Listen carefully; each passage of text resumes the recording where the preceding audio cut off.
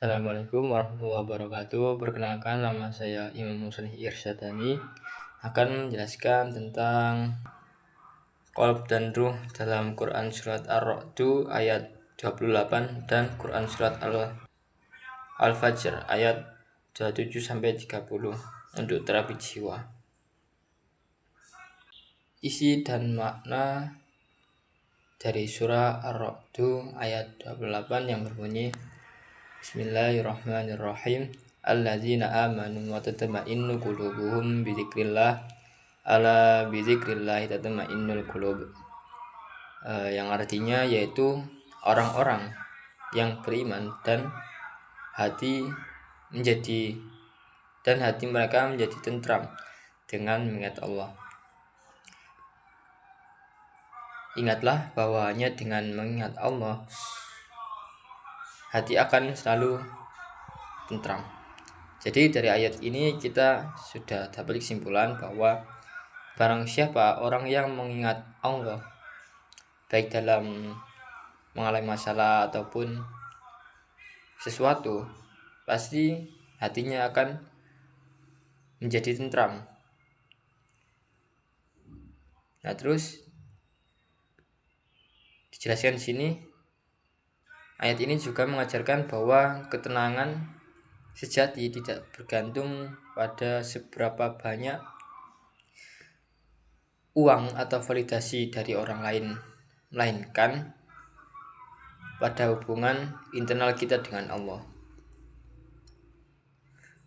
Jadi intinya ini adalah cara Allah bilang ke kita, yaitu istirahatlah sejenak dari hiruk pikuknya dunia dan kembalilah padaku, maka hatimu akan merasa pulang. Nah, yang selanjutnya akan dijelaskan oleh rekan saya. Assalamualaikum warahmatullahi wabarakatuh. Perkenalkan, saya Siti Nurhaidina. Saya akan membacakan tafsiran surat Ar-Ra'd ayat 28 dan isi serta makna surat Al-Fajr ayat 27 dan sampai 28. Tafsiran dari surat Ar-Ra'd ayat 28. Dzikir atau mengingat Allah adalah kunci utama ketenangan hati. Dengan dzikir, seseorang merasa dekat dengan Allah, sehingga pikirannya lebih tenang, hatinya damai, dan lebih kuat menghadapi masalah. Ketenangan sejati tidak berasal dari hal duniawi, tetapi dari hubungan yang erat dengan Allah.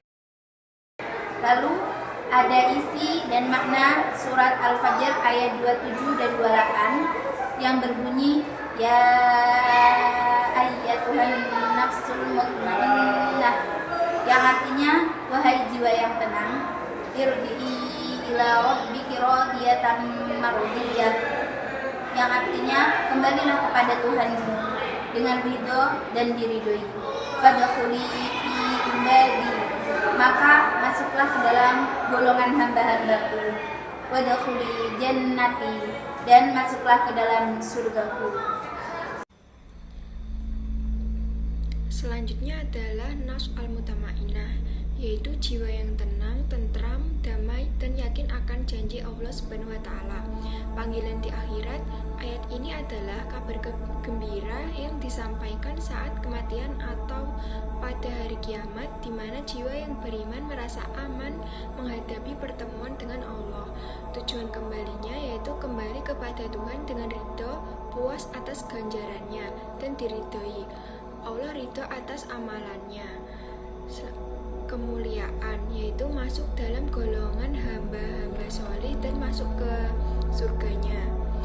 Jadi nafs al-mutmainnah adalah jiwa yang mencapai puncak ketenangan melalui iman yang kokoh.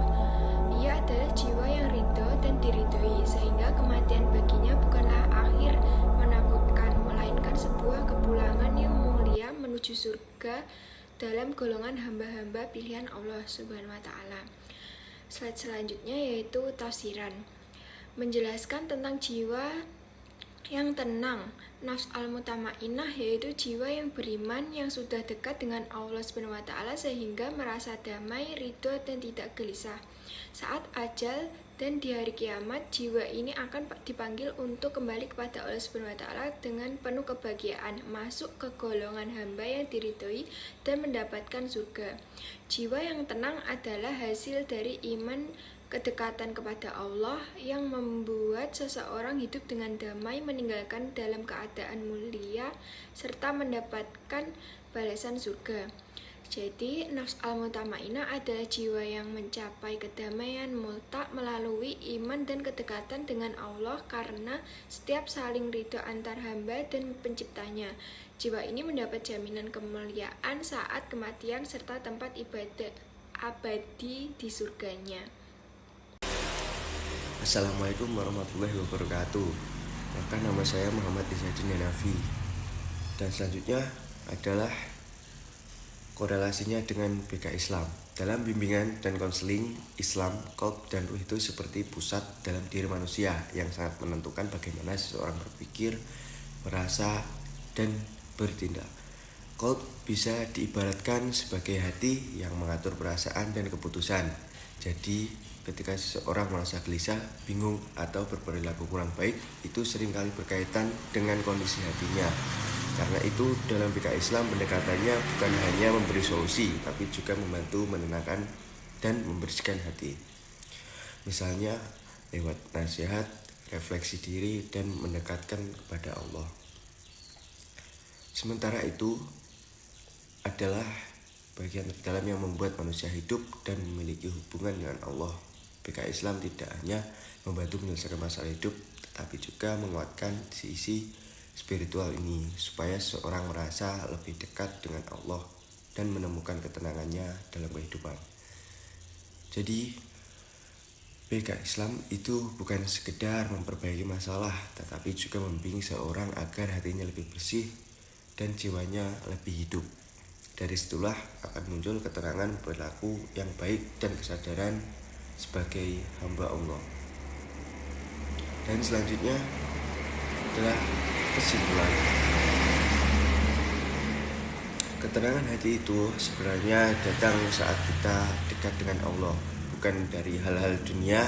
Ketika kita sering mengingatnya, hati jadi lebih damai dan tidak mudah gelisah. Dari situ jiwa perlahan menjadi tenang sejak kembali kepada Allah dengan penuh keikhlasan. Semua ini terjadi karena hati dan jiwa kita terjaga dan terarah. Kalau keduanya baik, hidup terasa lebih ringan, damai, dan punya tujuan, bukan hanya untuk dunia, tapi juga kebahagiaan untuk di akhirat. Sekian, terima kasih.